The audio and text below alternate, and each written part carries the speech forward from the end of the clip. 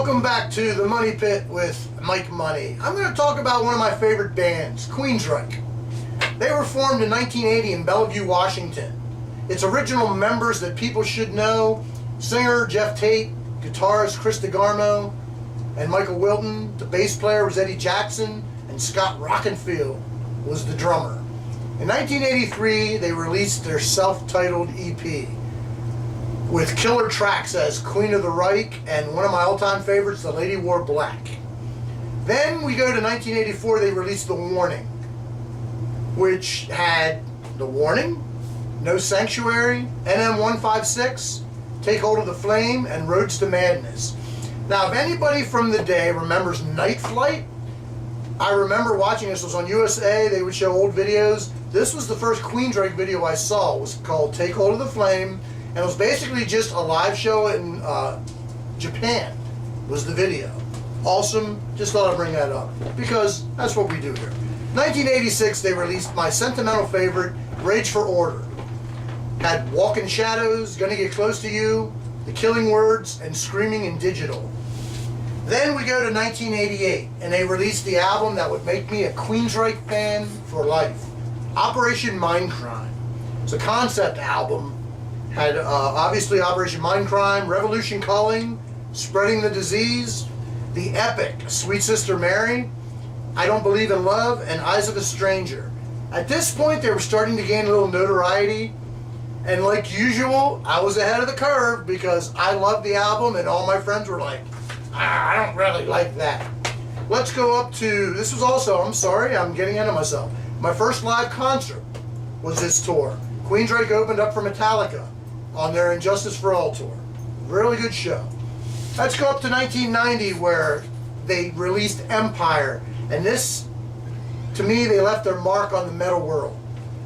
With Best I Can, Jet City Woman, Another Rainy Night Without You, Empire, Silence, Lucidity, almost said Stupidity, and anybody listening.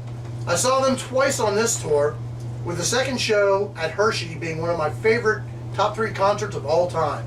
On this tour, they played Mindcrime from beginning to end, and you know what? The world finally saw what I was saying for years. Wow, Mike, we like Operation Mindcrime. Go figure. Mike Money ahead of the curve. Okay, 1994, they released Promised Land. Most didn't like it, thought it was a step backwards. I didn't mind it. Had IMI, Bridge, and My Global Mind. I missed this tour though, I don't know why. 1997, they released Here in the Now Frontier with Sign of the Times, Some People Fly, You, Reach, and Spool. I saw this tour at the Mann Music Center in Philly. Go figure. Okay, right at this time, DeGarmo left the band to pursue flying airplanes. Yes, I said that, flying airplanes. Go figure, maybe they had a song called Some People Fly? Just saying. In my eyes, the band started to go downhill. Alright, 1999 they released Q2K. Was not a big fan of this album. It had Falling Down, Breakdown, and the best song on this album ever was The Right Side of My Mind. Okay, let's go to 2003. They released Tribe. I was excited because they released their first single called Open, and it was really good. Best song on the album. The rest of it sucked. But on this tour, me and some guy named Jacob Carver went down to the Pier 6 Pavilion in Baltimore and saw him with Fates Warning and Dream Theater.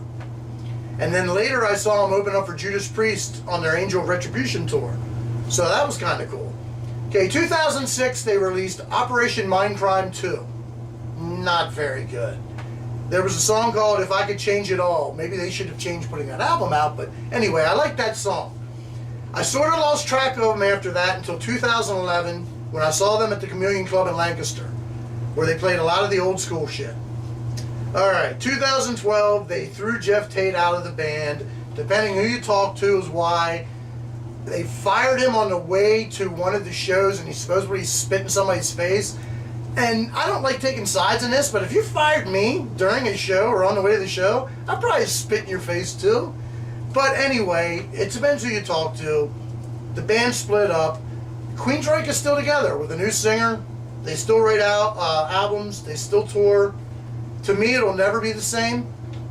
And it's a shame that bands' egos get in the way of what the fans really want, but let me tell you something. This ain't the first time this happened, and it won't be the last. Okay, I will end with this.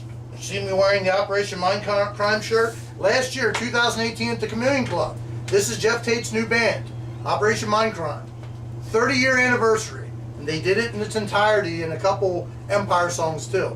His daughter, Emily, she got a nice rack on her. Sorry, Jeff, if you're watching. She opened up for him with her band Till Death Do Us Part.